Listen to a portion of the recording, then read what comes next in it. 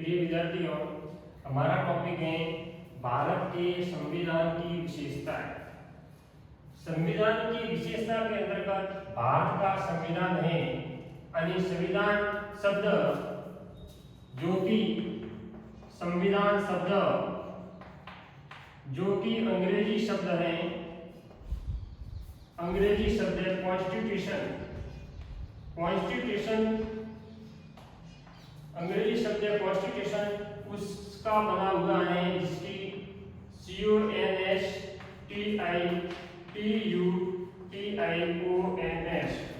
Constitution से शब्द बना है संविधान। संविधान के अंतर्गत हमारे देश की जो भी जितनी राजनीतिक व्यवस्था है उन सभी राजनीतिक व्यवस्था को इस संविधान के अंतर्गत लिपिबद्ध किया हुआ है। तो संविधान जो कि हमारे देश की धार्मिक, आर्थिक, ऐतिहासिक और राजनीतिक व्यवस्था को ध्यान में रखकर एक ऐसा विलक्षण अनोखा दस्तावेज तैयार किया गया है, उसको हम संविधान के नाम से जानते हैं। और संविधान बनने के अंतर्गत बहुत सारे विद्वानों ने उसको लिपिबद्ध किया, लेकिन प्रमुख निर्माता, संविधान के प्रमुख निर्माता जो कि भीमराव अंबेडकर, प्रमुख निर्माता भीमराव अंबेडकर को माना जाता है। प्रिय विद्यार्थियों, किसको माना जाता है? भीमराव अंबेडकर, जो संविधान निर्माता के जन्म या प्रणेता भीमराव अंबेडकर जी को माना जाता है। और संविधान निर्माता के सलाहकार, संविधान निर्माता के सलाहकार जो कि BN राव, किसको माना जाता है? BN राव, उनको संविधान निर्माता के सलाहकार के रूप में माना जाता है।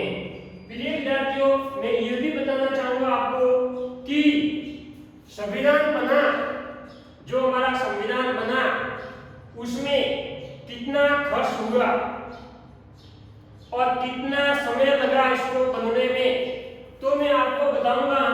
संविधान बनने में हमारा समय लगा था, संविधान बनने में हमारा समय लगा था,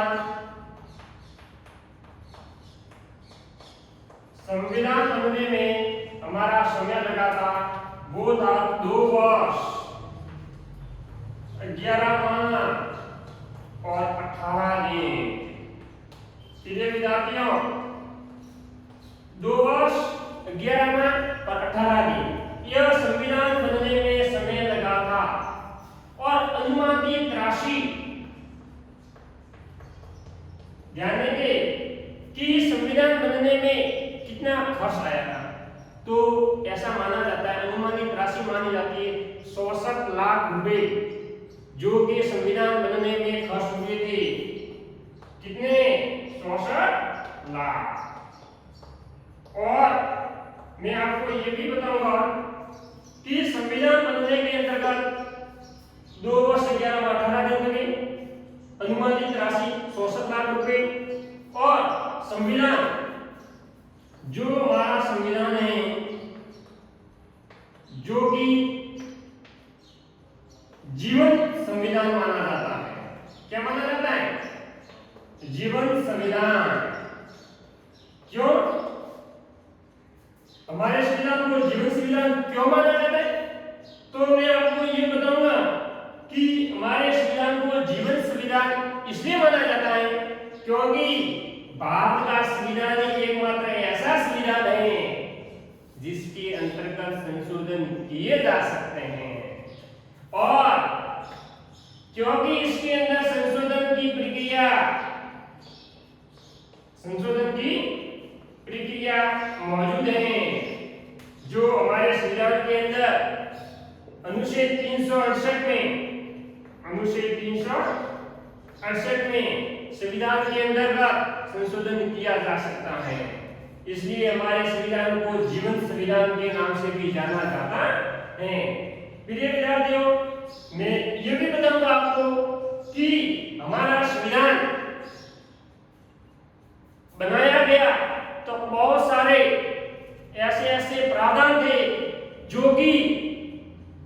देशों से लाए गए थे। और जो हमारा संविधान बनाया गया था वो एक बुद्धिमत्ता और दूरदृष्टि का परिणाम था, दूरदृष्टि का प्रमाण था, क्योंकि हमारे संविधान बनाने में बहुत सारा इन तथ्यों को दूसरे देशों से लाकर हमारे संविधान में बनाने में उनका सहयोग लिया गया। जिस प्रकार हमारा संविधान बना, उस संविधान के अंतर्गत हमारे संविधान में ये भी बात करने की है कि हमारा संविधान जो कि उदार का थैला उसके नाम से भी जाना जाता है। क्यों? क्योंकि मैं आपको बता देता हूं, हमारे संविधान को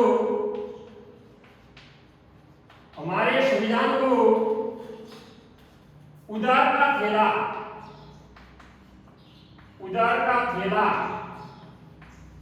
क्यों कहा जाता है?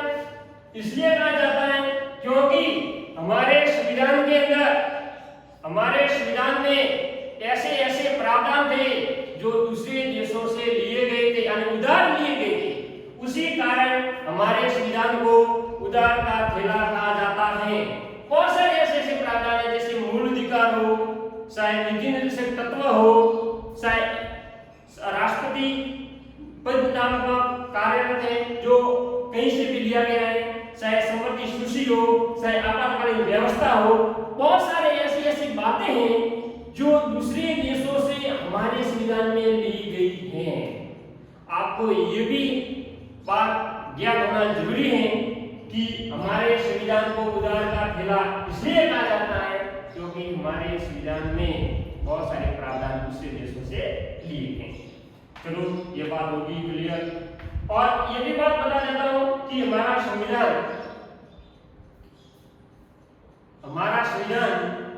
बनने में 2 वर्ष 11 माह 18 दिन उम्र राशि 67 लाख रुपए और संविधान को उदार का थैला भी कहा जाता है। तो हमारा टॉपिक प्रिय विद्यार्थियों यही है कि भारत के संविधान की विशेषता, जो कि हमारा 12वीं कक्षा के विद्यार्थियों के लिए इसमें से बोर्ड के अंदर क्वेश्चन भी पूछे जाते हैं। और इसलिए हमारे संविधान की विशेषता, ये तो हमने ये बताया कि संविधान के बारे में कि कितना समय लगा, कौन थे, क्या थे, उसके बारे में बताया। तो प्रिय विद्यार्थियों, मैं सीधा अपने टॉपिक पर संविधान की विशेषता उसके ऊपर आता हूं कि हमारा संविधान बनाया गया, लेकिन उस बनाने के पीछे क्या वजह थी, क्या कारण था, और उसके बारे में आपको बताऊंगा कि प्रिय विद्यार्थियों, हमारा संविधान जो कि एक ऐसा विलक्षण एवं लिपिबद्ध दस्तावेज था, एक ऐसा विलक्षण और लिपिबद्ध दस्तावेज था जिसके अंतर्गत भाषाई,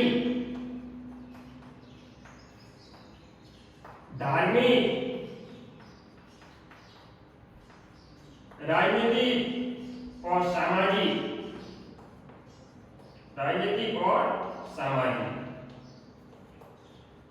इन सभी को ध्यान में रखते हुए हमारे संविधान का निर्माण किया गया है। इन सभी परिस्थितियों को ध्यान में रखते हुए हमारे संविधान का निर्माण किया गया है। और संविधान के अंतर्गत ऐतिहासिक, सांस्कृतिक मूल्य व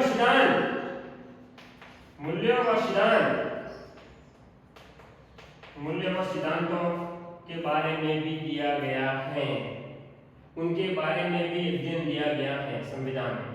अब प्रिय विद्यार्थियों, मैं सीधा आऊंगा भारत के संविधान की विशेषता, कि भारत के संविधान की विशेषता, बहुत सारी विशेषताएं अच्छी हैं जिसको आप लोग को पता लगेगा कि भारत के संविधान की विशेषता क्यों है, अविशेषता क्या है, और उन विशेषता के कारण हमारा भारत का संविधान, हमारे देश का संविधान सभी देशों से हटकर क्यों है, उसके बारे में मैं आपको बताऊंगा संविधान की विशेषता। ध्यान देंगे कि भारत का संविधान जो कि बहुत से देशों से अलग हटकर है। क्यों? क्योंकि हमारा संविधान है उसकी विशेषता बहुत अच्छी अलग है, सब देशों की मिश्रित रूप से ली गई हमारे देश की संविधान की विशेषता है। तो प्रिय विद्यार्थियों मैं पहली विशेषता लूंगा, विश्व का सबसे बड़ा संविधान, विश्व का सबसे बड़ा संविधान, विश्व का सबसे बड़ा संविधान। तो प्रिय विद्यार्थियों मैं आपको इसके बारे में बताऊंगा कि विश्व का सबसे बड़ा संविधान,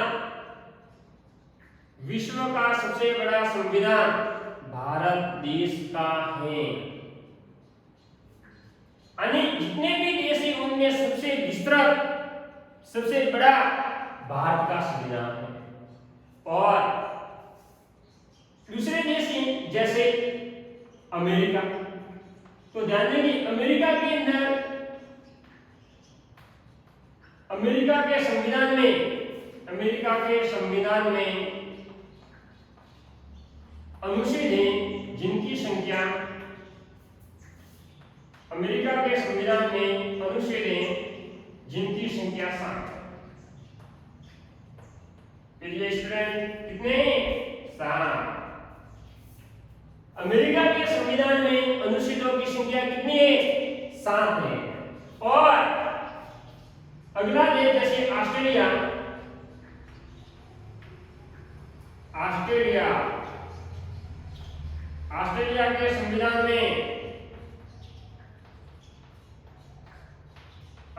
के संविधान में अनुच्छेद हैं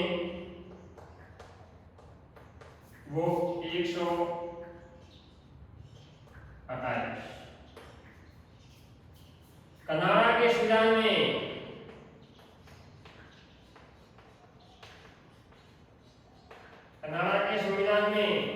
अनुच्छेद हैं तो 147। और प्रिय विद्यार्थियों दक्षिणी अफ्रीका के संविधान में अनुच्छेदों की संख्या दक्षिणी अफ्रीका के संविधान में अनुच्छेदों की संख्या जो कि 153 है। ये मतलब जैसे 4 देश हैं उनके बारे में बताया गया। तो इनमें अमेरिका के संविधान में 7 अनुच्छेद, ऑस्ट्रेलिया के संविधान में 128, कनाडा के संविधान में 147 अनुच्छेद और दक्षिणी अफ्रीका के संविधान में 153 अनुच्छेद हैं। और अब इन देशों के बारे में बात हुई। अब जैसे भारत देश में यानी भारत के संविधान में अनुच्छेद हैं तो अनुच्छेदों की संख्या 395। कितने? 395। ये भारत देश के अंदर अनुच्छेदों की संख्या है। और भाग हैं वो भारत देश के संविधान के भाग है 22 भाग। और परिशिष्ट हैं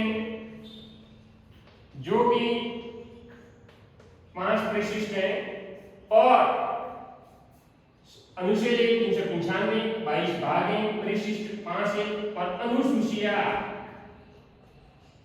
अनुसूचिया की संख्या 12 है। ध्यान देंगे कि अनुसूचिया थी जब पहले थी उनकी संख्या 8 थी, लेकिन अब 8 नहीं है, अब उनकी संख्या 12 है।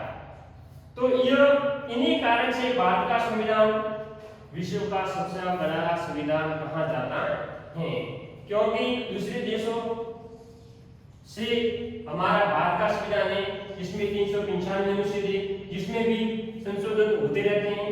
मतलब मुख्यतः 395 उसके अंतर्गत और भी मतलब डिवाइडेशन किया हुआ है, उसके भाग बढ़ाए गए हैं, लेकिन मुख्यतः अनुच्छेद 395 ही है। तो यह विश्व का सबसे बड़ा संविधान, उसके बारे में बताया गया है कि इसी कारण से भारत के संविधान को विश्व का सबसे बड़ा संविधान कहा जाता है। और उसी बात को लेके एक हमारे विचारक है हरिविष्णु कामत। क्या नाम है? हरिविष्णु कामत। उन्होंने कहा था, हरिविष्णु कामत ने कहा था कि भारत का संविधान, कि मुझे भारत का संविधान विशाल है, इसलिए मुझे इस बात का गर्व होता है। मुझे इस बात का क्या होता है? गर्व होता है। मैं आपको बता दूं कि विचारक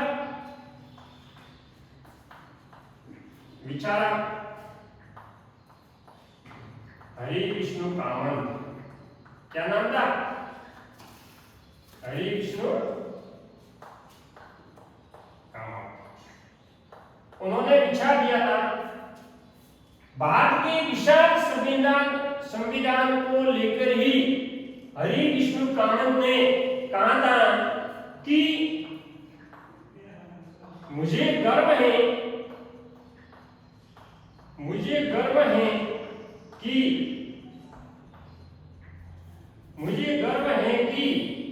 भारत का संविधान विश्व का सबसे बड़ा संविधान है। हरिविष्णु कामत, मुझे गर्व है कि भारत का संविधान विश्व का सबसे विशाल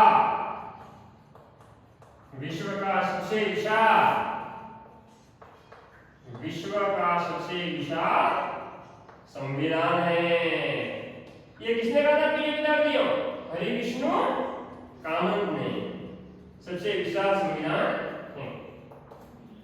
तो ध्यान देंगे, अगर बोर्ड परीक्षा के अंदर आपको अगर सवाल पूछा जाए 1 नंबर का, तो ऐसे पूछेंगे, मुझे गर्व है कि भारत का संविधान विश्व का सबसे विशाल संविधान है।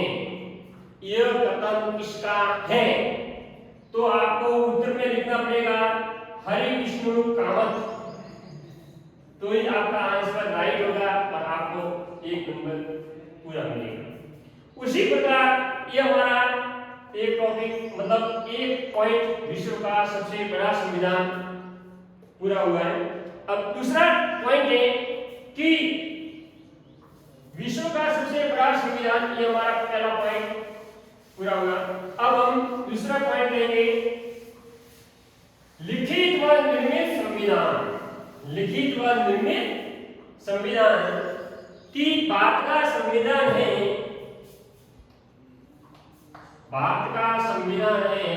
वो लिखित व निर्मित संविधान। लिखित व निर्मित संविधान। ध्यान देंगे विद्यार्थियों, दूसरा हमारा पॉइंट है लिखित व निर्मित संविधान।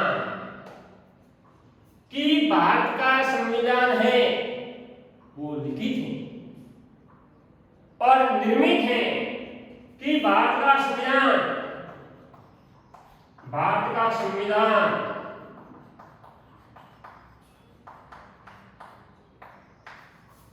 लिखित व निर्मित है। और निर्माण में, मैंने आपको पहले भी बताया था कि निर्माण में समय कितना लगा था मेरे विद्यार्थियों? 2 वर्ष 11 माह और 18 दिन। ये मैंने आपको स्टार्टिंग में बताया भी था, 2 वर्ष 11 माह 18 दिन। और अनुमानित राशि मैंने आपको बताया था, राशि जो कितनी थी? 64। चलो ठीक है, ये बातें मैंने बता दी थी। निर्मित और लिखित, और भारत का संविधान निर्मित है, लिखित है, जो कि लिखित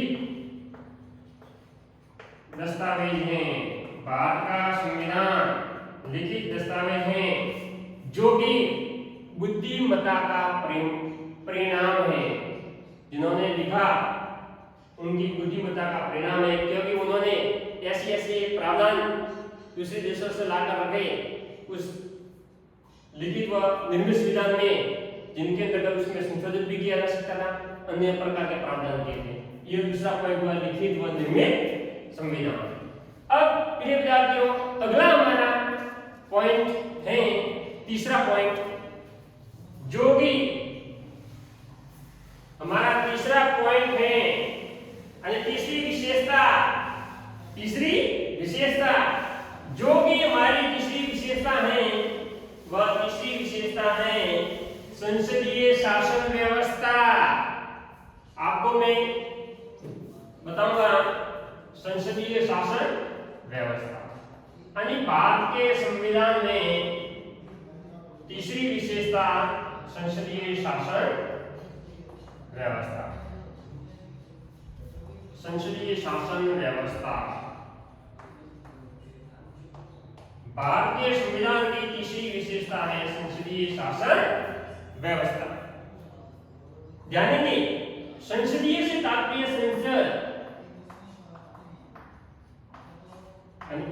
संसद, ध्यान देंगे संसद जिसको हम व्यवस्थापिका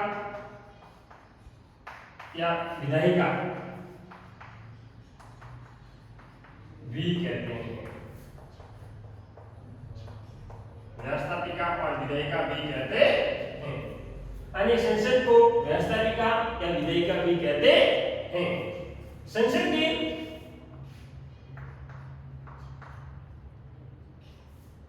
दो अंग, उच्च सदन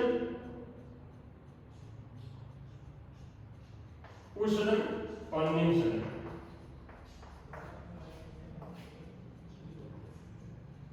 राज्यसभा और लोकसभा।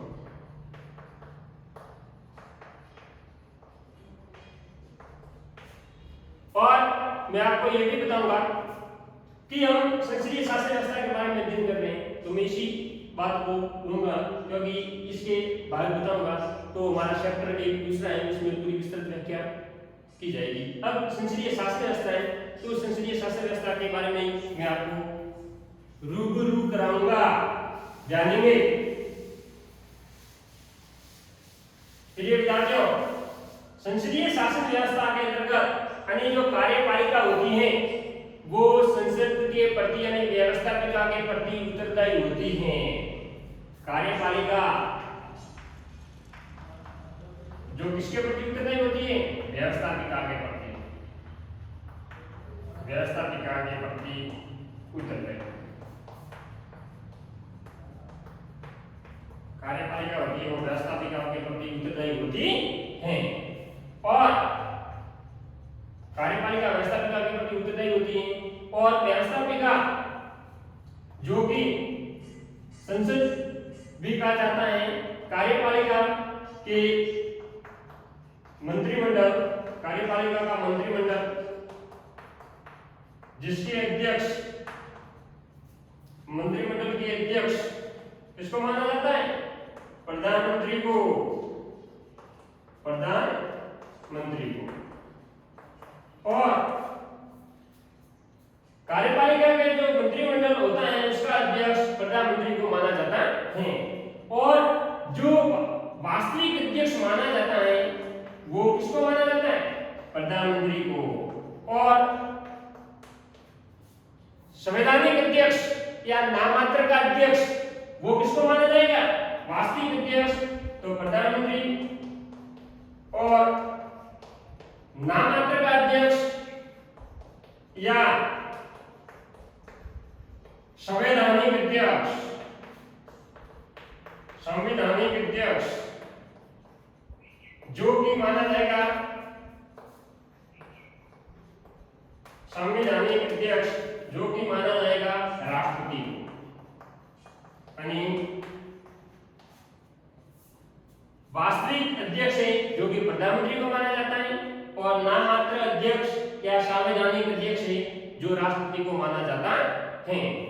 और ये हमारा तीसरा पॉइंट था जो कि संसदीय शासन व्यवस्था है, संसदीय शासन व्यवस्था के बारे में मैंने आपको बताया है। उसी आगे की विशेषता जो कि हमारी चौथी विशेषता है, संविधान की चौथी विशेषता, उसके बारे में मैं आपको बताऊंगा कि संविधान की चौथी विशेषता है, संविधान की चौथी विशेषता है मौलिक अधिकार, मौलिक अधिकार और कर्तव्य, मौलिक अधिकार व कर्तव्य। ध्यान देंगे कि संविधान की चौथी विशेषता मौलिक अधिकार व कर्तव्य। सबसे पहले मैं मौलिक अधिकार के बारे में आपको बताऊंगा कि मौलिक अधिकार है जो अनुच्छेद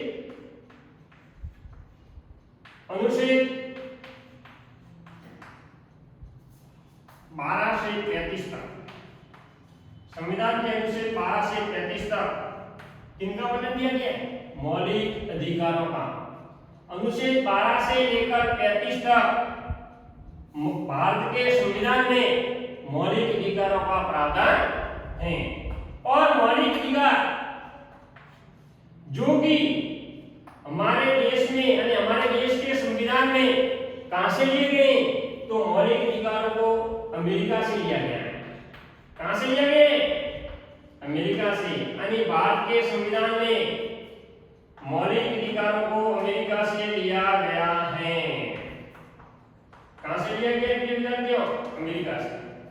और मैं आपको यह भी बता देता हूं कि मौलिक अधिकार अमेरिका से लिया गया है और अनुच्छेद 12 से 33 तक इनका वर्णन है, प्रावधान है। और मौलिक अधिकार जो कि जिनकी संख्या कितनी है? 6 है। मौलिक अधिकार जिनकी संख्या 6 है। ध्यान देंगे, आपके मन में विचार आता होगा कि मौलिक अधिकार 7 थे, तो आपकी बात सही है, मौलिक अधिकार 7 थे। उनमें से किस मौलिक अधिकार को हटा दिया गया है उनके बारे में मैं आपको बताऊंगा। ध्यान देंगे, जिनकी संख्या 6 है, पहला मौलिक अधिकार, पहला मौलिक अधिकार मैं आपको बता देता हूं। पहला मौलिक अधिकार है समता या समानता का अधिकार, समानता का अधिकार। पहला अधिकार है समानता का अधिकार। दूसरा अधिकार है वो प्रिय विद्यार्थी और स्वतंत्रता का अधिकार।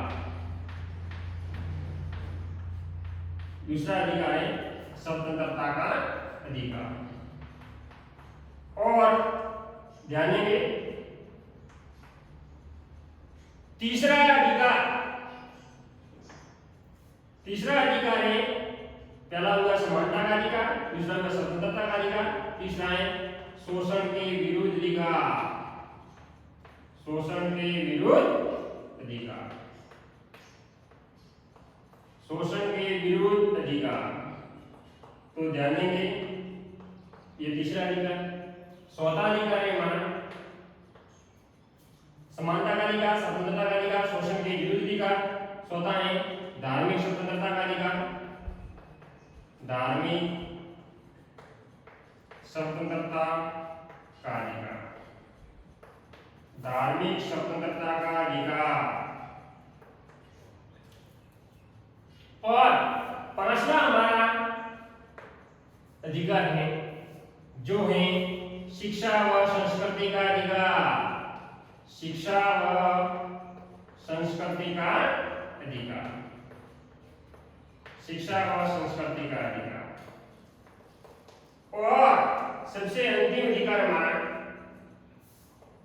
संवैधानिक उपचारों का अधिकार, संवैधानिक उपचारों का अधिकार। ये हमारा छठा अधिकार है, संवैधानिक उपचारों का अधिकार।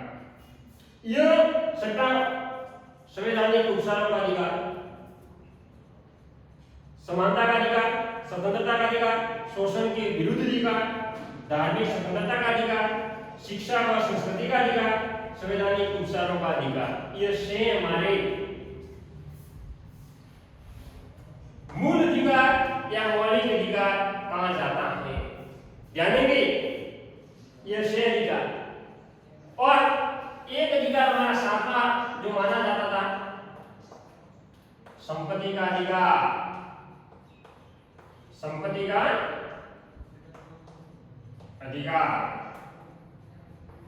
प्रिय विद्यार्थियों, इस अधिकार को हटा दिया गया। इस अधिकार को क्या किया गया? हटा दिया गया। यानी मूल अधिकार या मौलिक अधिकार के अंदर संपत्ति के अधिकार को हटा दिया गया है। इस संपत्ति के अधिकार को 44वें संविधान संशोधन के द्वारा इस संपत्ति के अधिकार को मूल अधिकार से हटा दिया गया है। और इस संपत्ति के अधिकार को मूल अधिकार से हटाकर, यानी कि संपत्ति का अधिकार कौन से संशोधन? 44वें संविधान संशोधन के तहत, संविधान संशोधन के तहत 44वें संविधान संशोधन के तहत इसको हटा दिया गया और संपत्ति के अधिकार को अनुच्छेद 300 का, अनुच्छेद 300 का में इसको एक कानूनी अधिकार माना है। कानूनी अधिकार माना। तो ये बात क्लियर होगी कि संपत्ति के अधिकार को 44वें संविधान संशोधन के तहत संपत्ति के अधिकार को मूल अधिकार से हटा दिया गया है और उसको अनुच्छेद 300 का में संपत्ति के अधिकार को कानूनी अधिकार माना गया है। तो ये बात क्लियर होगी कि 6 हमारे मूल अधिकार है। एक सातवां जो संपत्ति का अधिकार था उसको 44वें संविधान संशोधन के तहत उसको हटा दिया गया है और उस संविधान संपत्ति के अधिकार को हटाकर अनुच्छेद 300 क में उसको कानूनी अधिकार माना गया है। तो ये बात हुई मौलिक अधिकार या मूल अधिकारों की। उसके बारे में विस्तृत व्याख्या अगला चैप्टर है, उसके अंतर्गत पूरा हमारा अध्याय है, उसके अंतर्गत दिया हुआ है। अब मैं बात करूंगा मूल कर्तव्य की। ये तो बात थी मौलिक अधिकारों की। अब अगली बात हमारी है मूल कर्तव्य। बच्चों मैं ये बताऊंगा मौलिक अधिकार अमेरिका से लिए गए थे, तो इनको भी लिया गया है, जिनके बारे में मैं बताऊंगा आपको कि मूल कर्तव्य, मौलिक अधिकार के बारे में अध्ययन किया। अब मैं बताऊंगा आपको मूल कर्तव्य। तो मूल कर्तव्य जिनको रूस से लिया गया है। कहां से लिया गया है मेरे विद्यार्थियों? रूस से। कहां से लिए? रूस से। तो जानेंगे मूल कर्तव्य जो कि रूस से लिया गया। कौन से देश से? रूस से लिया है। इनको कर्तव्य को रूस से लिया गया है और अनुच्छेद कर्तव्य को अनुच्छेद 51 क में, 51 क में मौलिक कर्तव्य या मूल कर्तव्य या कर्तव्य जो कि अनुच्छेद 51 क में वर्णित है।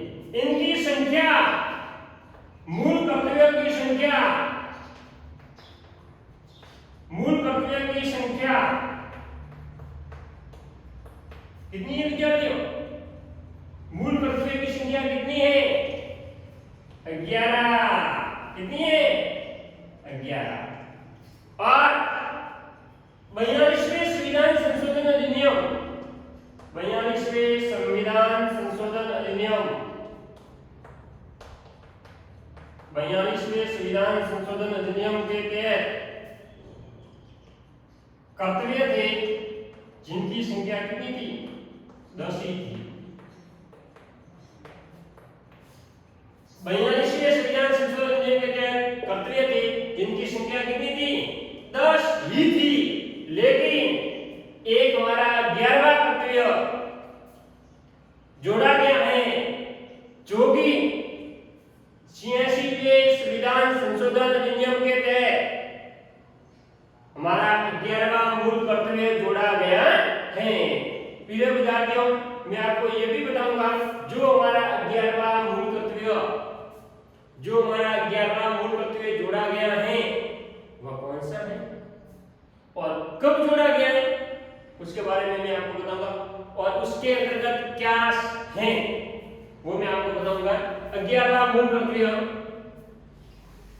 हमारा 11वां मूल कर्तव्य है, उसके बारे में आपको बताऊंगा कि 11वां मूल कर्तव्य कब जोड़ा गया है और कौन सा है।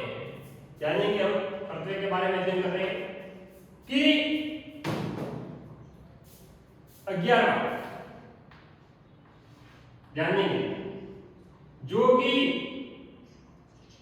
6 से 17 वर्ष के बच्चे 6 से 17 वर्ष के बच्चों को निःशुल्क व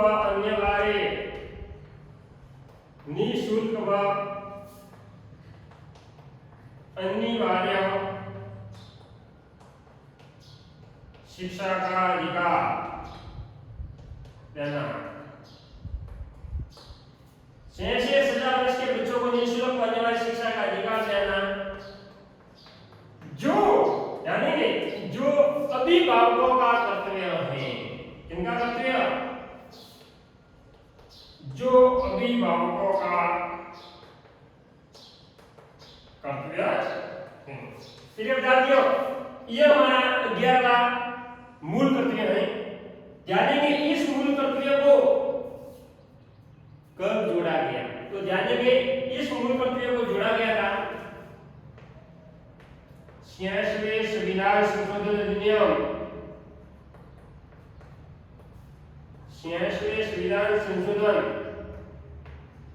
अधिनियम 2002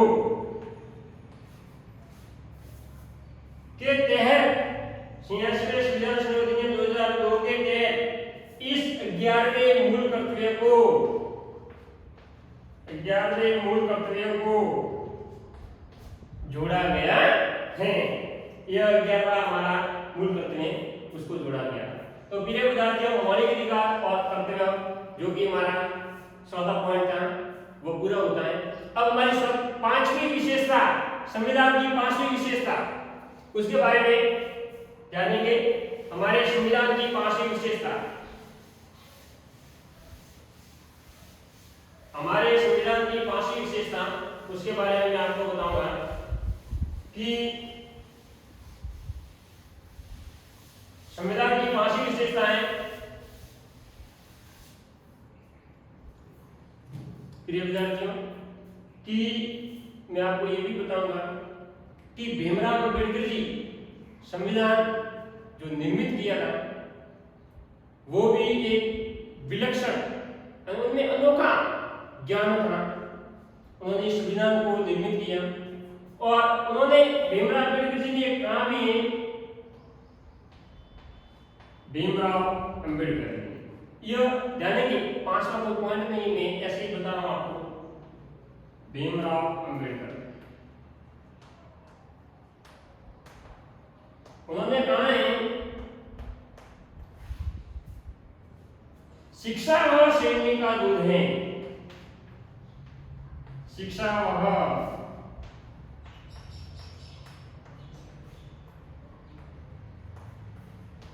शेरनी का दूध है जो पिएगा,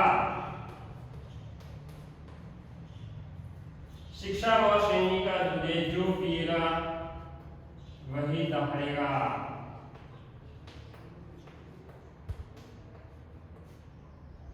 प्रिय विद्यार्थियों, मैं इसके माध्यम से यही कहना चाहूंगा कि शिक्षा वह शेरनी का दूध है जो पिएगा वह दहाड़ेगा। जो जितनी ग्रहण करेगा वह उसकी प्रसिद्धि उतनी फैलेगी। ये भीमराव अम्बेडकर जी ने कहा था, उसके बारे में बताया।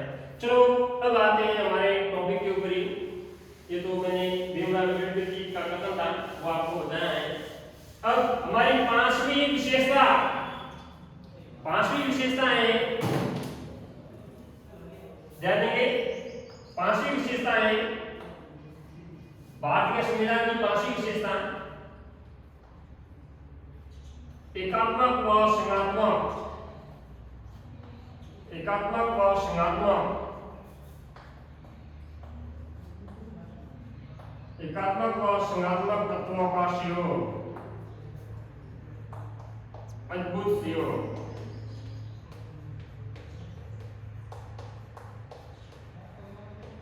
ध्यान देंगे, बोर्ड परीक्षा के अंतर्गत ऐसा भी सवाल पूछा जाता है कि भारत के संविधान को एकात्मक व संघात्मक तत्वों का अद्भुत संयोग क्यों कहा जाता है, समझाइए। तो आपको यही संविधान की जो विशेषता है उसके अंतर्गत जो मैं आपको बताऊंगा वही लिखना है। ध्यान देंगे, एकात्मक व संघात्मक तत्वों का अद्भुत संयोग, यानी भारत के संविधान में इन दोनों बातों को ली गई है, इसलिए उसको अद्भुत यानी अनोखा सहयोग। ध्यान देंगे, भारतीय संविधान के अंतर्गत एकात्मक और संघात्मक तत्वों का अद्भुत सहयोग, तो उसके अंतर्गत बताया गया है कि भारत के संविधान में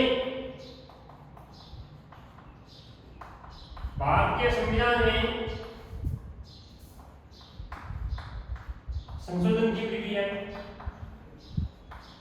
संशोधन की प्रक्रिया है। भारतीय संविधान में संशोधन की प्रक्रिया है। तो हमारे एकात्मक व संघात्मक तत्वों का अद्भुत सहयोग में बारे में बताया गया है कि संशोधन की प्रक्रिया है। इस संशोधन की प्रक्रिया को संशोधन 3 विधियों से होता है। कितनी विधियों से? 3 विधियों से होता है। प्रथम विधि, प्रथम दोनों सदनों के बहुमत से, दोनों सदनों के बहुमत से, जानेंगे दोनों सदनों के बहुमत से। दूसरा संशोधन, दोनों सदनों के बहुमत, दोनों सदनों के बहुमत से तथा अतिरिक्त सदस्यों का 2/3, अतिरिक्त सदस्यों का 2/3 बहुमत, यह दोनों सदनों के बहुमत से तथा अतिरिक्त सदस्यों का 2/3 बहुमत। तीसरा जो हमारा संशोधन या तीसरी विधि है, जो कि दोनों सदनों के बहुमत से तथा अतिरिक्त सदस्यों का 2/3 बहुमत से, उसके अतिरिक्त दोनों सदनों, मैं आपको बता देता हूं, दोनों सदनों के बहुमत से तथा 2/3 बहुमत तथा राज्यों के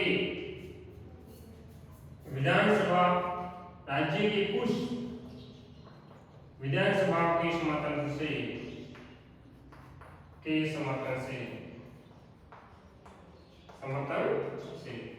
यह है संविधान के संशोधन की प्रक्रिया। 3 भागों में जो एकात्मक और संघात्मक तत्वों के अंतर्गत आती है। जैसे दोनों सदनों के बहुमत से, तो आपको बता देता हूं, जैसे राज्यों का पुनर्गठन, राज्यों का गठन कैसे करना है, केंद्र शासित प्रदेश किसको बनाना है, केंद्र शासित प्रदेश बनाना है, केंद्र शासित, वो दोनों सदनों के बहुमत से ये हो सकता है। दूसरा है जब दोनों सदनों के बहुमत से वो अतिरिक्त सदस्यों का 2/3 बहुमत से, और तीसरा है दोनों सदनों के बहुमत से 2/3 बहुमत से अधिक 2 सदस्यों का और विधानसभा के समर्थन से। यह एकात्मक और संघात्मक तत्वों के अद्भुत सहयोग के अंतर्गत यह आता है। इसी बात को आगे लाते हुए अब हमारा छठा विशेषता या छठा पॉइंट जो आपको बताऊंगा मैं कि छठी हमारी विशेषता है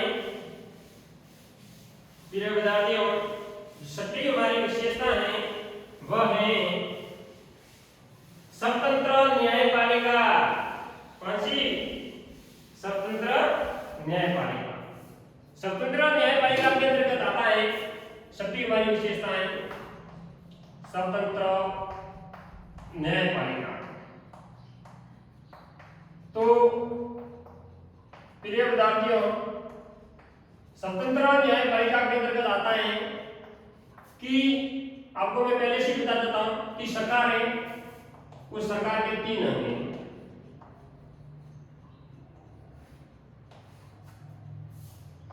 व्यवस्थापिका, दूसरी है कार्यपालिका और तीसरी है न्यायपालिका। तीसरी है न्यायपालिका। ये 3 सरकार के अंग माने जाते हैं। व्यवस्थापिका जिसको हम संसद भी कहते हैं या विधायिका भी कहते हैं।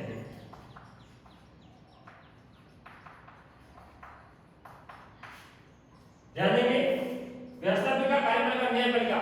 हमें इसके बारे में, न्यायपालिका के बारे में कि स्वतंत्र न्यायपालिका, तो न्यायपालिका के बारे में ये बताया गया है कि न्यायपालिका के अंतर्गत सर्वोच्च न्यायालय, सर्वोच्च न्यायालय, उसके उच्च न्यायालय और उसके नीचे अतिरिक्त न्यायालय जैसे। तो जैसे कोई भी निर्णय होता है उस निर्णय के अंतर्गत न्यायपालिका होती है सुप्रीम कोर्ट, जो कि हमारी नई दिल्ली और उच्च न्यायालय जो कि जोधपुर में स्थित है। और जो भी सुप्रीम कोर्ट यानी जो सर्वोच्च न्यायालय है उनके द्वारा जो फैसला दिया जाता है वो अंतिम रूप से स्वीकृत किया जाता है।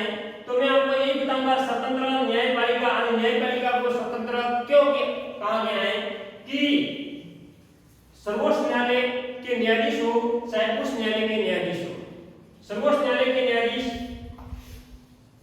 या उच्च न्यायालय के न्यायाधीश, सर्वोच्च न्यायालय के न्यायाधीश, सर्वोच्च न्यायालय के न्यायाधीश या उच्च न्यायालय के न्यायाधीश, सर्वोच्च न्यायालय या उच्च न्यायालय के न्यायाधीश, उनकी नियुक्ति कौन करता है? राष्ट्रपति। सर्वोच्च न्यायालय के न्यायाधीश व उच्च न्यायालय के न्यायाधीश की नियुक्ति किसके द्वारा की जाती है? राष्ट्रपति के द्वारा। सर्वोच्च न्यायालय के न्यायाधीश या उच्च न्यायालय के न्यायाधीश उनकी नियुक्ति राष्ट्रपति के द्वारा की जाती है। तो यह स्वतंत्र न्यायपालिका यानी न्यायपालिका के अंतर्गत सर्वोच्च न्यायालय को यह अधिकार होता है कि वह किसी भी मामले के अंतर्गत विचार कर सकता है और उसके लिए कोई भी निर्णय कर सकता है। यह स्वतंत्र न्यायपालिका के बारे में आपको मैंने बताया। अब अगला पॉइंट है हमारा 7वां, उसके बारे में मैं बताऊंगा आपको। 7वां पॉइंट है यानी 7वीं विशेषता है हमारी, 7वीं विशेषता है जानेंगे। 7वीं विशेषता वयस्क मताधिकार। वयस्क मताधिकार आपको मैं बता दूंगा। वयस्क मताधिकार ये हमारी 7वीं विशेषता जानेंगे।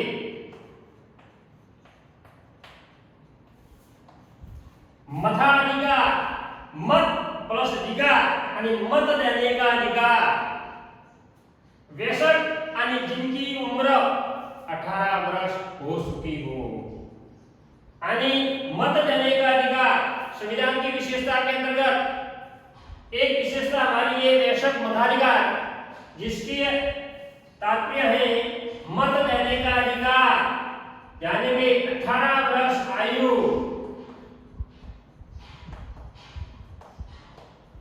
होने पर नागरिक को मत देने का पूर्णतः अधिकार है। 18 वर्ष आयु होने पर नागरिक को मत देने, मत यानी वोट देने का अधिकार।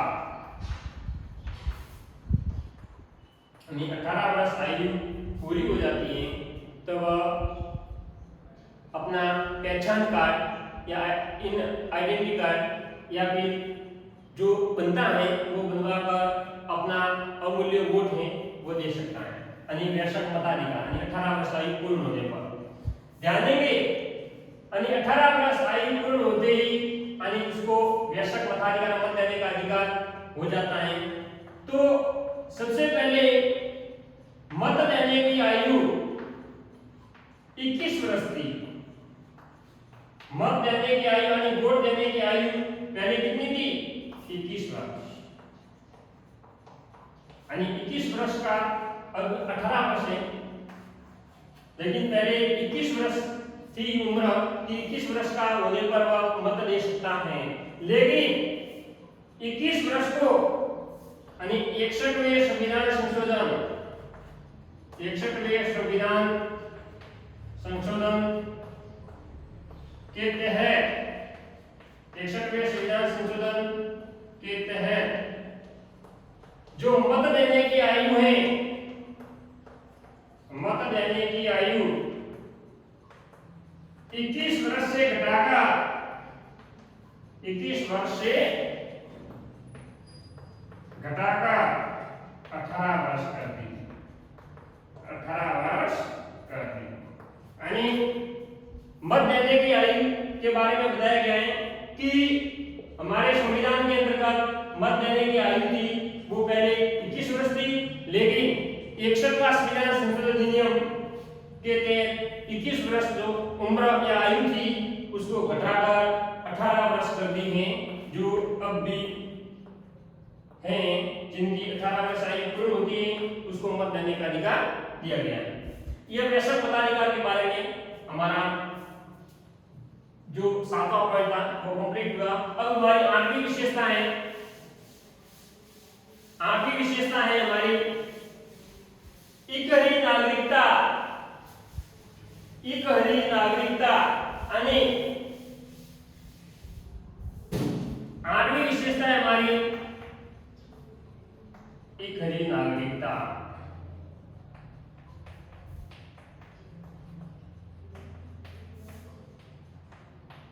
इकहरी नागरिकता जानेंगे। इकहरी यानी एक ही नागरिकता, सीधा सा तात्पर्य इकहरी मतलब एक ही। तो मैं आपको बताऊंगा इकहरी नागरिकता यानी संविधान के अंतर्गत जो भारत का संविधान है उसमें संघात्मक शासन व्यवस्था है, संघात्मक शासन। उसके अंतर्गत बताया गया है कि संघ में भारत को यूनियन ऑफ स्टेट यानी राज्यों का संघ, राज्यों का संघ जो कि अनुच्छेद 1 में दिया हुआ है, अनुच्छेद 1 में यानी भारत को राज्यों का संघ कहा गया है। तो उसी प्रकार भारत के संविधान को संघात्मक शासन मानते हुए राज्यों का संघ में यूनियन ऑफ स्टेट राज्यों का संघ कहा गया है अनुच्छेद 1 के अंतर्गत। तो मैं आपको ये बताऊंगा कि संघात्मक व्यवस्था के अंतर्गत संघ और राज्य यानी दो नागरिकता होती है कि केंद्र के लिए अलग नागरिकता, केंद्र के लिए नागरिकता और ये होती है राज्य के लिए नागरिकता, दोनों अलग माना गया है। लेकिन भारत के संविधान में भारत के लिए सिर्फ एक ही नागरिकता मानी गई है जिसे इकहरी नागरिकता के नाम से जानते हैं, इकहरी नागरिकता कहते हैं। क्यों? भारतीय संविधान में इकरी नागरिकता को क्यों अपनाया? उसका कारण यह है कि भारतीय संविधान में इस इकरी नागरिकता को अपनाने का कारण यही था कि भारत की एकता में बाध्यता उत्पन्न हो जाए, कि भारत की एकता के अंदर कि केंद्र में अलग नागरिकता, राज्य में अलग नागरिकता होगी, तो भारत की एकता में बाध्यता या बाधा उत्पन्न हो जाए। तो भारत की एकता को बनाए रखने के लिए, भारत की एकता को बनाए रखने के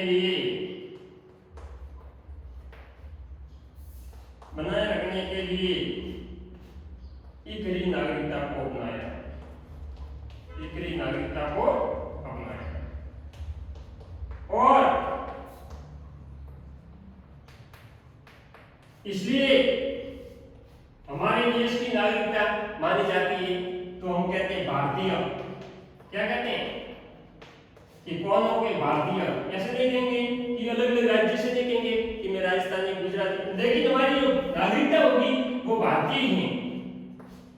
ठीक है, ये हमारा 8वीं नागरिकता है, इकरी नागरिकता या 8वीं विशेषता है जो कि पूरी हुई है। अब हमारी जो 90वीं विशेषता है उसके बारे में अध्ययन करेंगे कि हमारी 90वीं विशेषता, 90वीं विशेषताएं लोक कल्याणकारी राज्य की स्थापना, लोक कल्याणकारी राज्य की स्थापना। भारत के संविधान का एक ही उद्देश्य था, भारत का संविधान बनाया गया था, उसका एक ही उद्देश्य था कि भारत का संविधान बनाया जाए।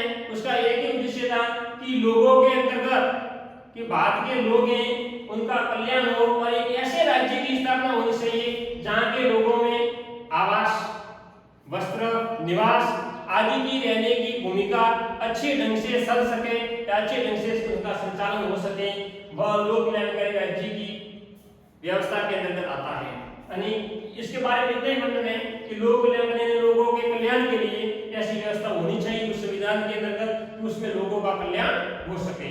तो उसके अंतर्गत इतना ही है। मैं आपको अगली विशेषता बताऊंगा, 10वीं विशेषता है कि अल्पसंख्यक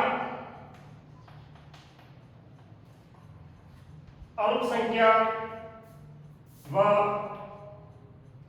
पिछड़े वर्ग, अल्पसंख्यक व पिछड़े वर्गों को विशेष संरक्षण, अल्पसंख्यक व पिछड़े वर्गों को विशेष संरक्षण। ध्यान देंगे, भारत के संविधान में अल्पसंख्यक व पिछड़े वर्गों का विशेष ध्यान रखा गया है कि अल्पसंख्यक और पिछड़े वर्गों के अंतर्गत जैसे अनुसूचित जाति व जनजाति, अनुसूचित जाति व जनजाति, अनुसूचित जाति व अनुसूचित जनजाति, उनके लिए, अनुसूचित जाति व जनजाति के लिए विशेष प्रावधान दिया गया है, जो कि अनुच्छेद 330 व 332। ध्यान देंगे, अनुसूचित जाति व अनुसूचित जनजाति के लिए अनुच्छेद 330 व 332 में लोकसभा व विधानसभा में, लोकसभा व विधानसभा में विशेष आरक्षण की व्यवस्था दी गई है। लोकसभा व विधानसभा में विशेष आरक्षण की व्यवस्था दी गई है। इसके लिए सिर्फ अनुसूचित जाति व अनुसूचित जनजाति के, यानी एससी व एसटी के लिए व्यवस्था की गई है। ध्यान देंगे, इन्हीं के लिए एससी व एसटी यानी अनुसूचित जनजाति, अनुसूचित जाति और अनुसूचित जनजाति के लिए अनुच्छेद 335 में सरकारी सेवाओं में भी आरक्षण की व्यवस्था, सरकारी सेवाओं में आरक्षण की व्यवस्था की गई है। यानी कि एससी एसटी के लिए लोकसभा और राज्यसभा में अनुच्छेद 330 और 332 के विशेष तहत आरक्षण दिया गया है, और एससी एसटी के लिए अनुच्छेद 335 में सरकारी सेवाओं के लिए भी उनको विशेष आरक्षण की व्यवस्था की गई है। और उनको लिए आरक्षण की व्यवस्था, तो आरक्षण की व्यवस्था के बारे में बताऊंगा कि 25 जनवरी 1960 तक ये व्यवस्था थी, और अब उसको 25 जनवरी 2020 तक यह थी, और अभी इस प्रक्रिया को अनवरत जारी है, अब उसको आगे बढ़ा दिया गया है। यह अल्पसंख्यक और पिछड़े वर्गों को विशेष आरक्षण के प्रावधान में भी हमारे संविधान में यह प्रावधान दिया गया है।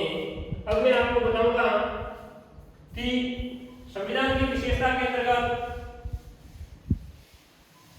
कठोरता और लचीलेपन का मिश्रण, भारत के संविधान में कठोरता और लचीलेपन का मिश्रण है कि भारत का संविधान है वो कठोर भी है और कहीं कहीं लचीला भी है। उसके बारे में आपको बताऊंगा कि भारत का संविधान जो कठोर भी है और लचीला भी है, कि भारत का संविधान जो अगली विशेषता है कठोरता व लचीलेपन का मिश्रण, कठोरता व लचीलेपन का मिश्रण, कि भारत का संविधान है वो कहीं कहीं कठोर भी है और कहीं कहीं लचीला भी है। ध्यान देंगे, कठोरता जो कि अमेरिका से ली गई है, कि भारत का संविधान कठोर है जो अमेरिका से, ध्यान देंगे क्योंकि अमेरिका का संविधान है जो वह कठोर है, और लचीला जो कि ब्रिटेन से, कि ब्रिटेन का संविधान यानी इंग्लैंड का संविधान है जो कि लचीला है, लेकिन भारत का संविधान इन दोनों का मिश्रण है। अमेरिका के संविधान को कठोर क्यों कहा गया है?